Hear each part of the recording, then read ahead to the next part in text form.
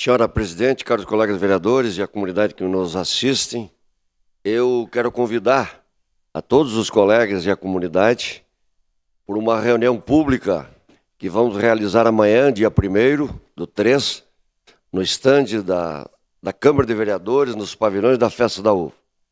É uma audiência pública que vai tratar da dengue, assunto relevante, importante, não só em Caxias, um tema importante não só para Caxias, como para o Estado e o Brasil.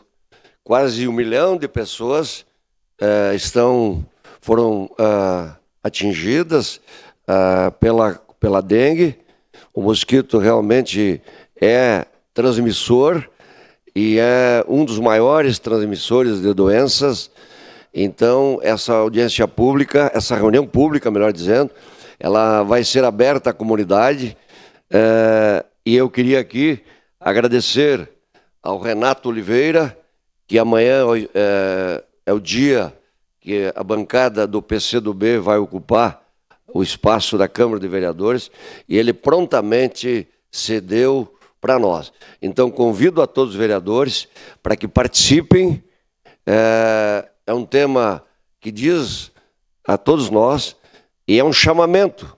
Eu acho que é uma das formas de nós comprometermos a sociedade, porque cada morador, cada cidadão tem que cuidar do seu espaço, porque é muito difícil a fiscalização, adentrar as casas, ter a possibilidade de fiscalizar a todos os ambientes. Então, é um chamamento que nós iremos fazer de conscientização à comunidade para que ela faça a sua parte, porque a dengue mata, é uma doença muito perigosa e que tem causado realmente muitas letalidades. Era isso, meu muito obrigado.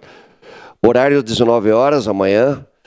Então, repetindo, às 19 horas, no estande da Câmara de Vereadores, na Festa da Uva, e o espaço cedido pelo nosso colega vereador Renato Oliveira, qual já agradeço. Conto com a presença de todos. Muito obrigado.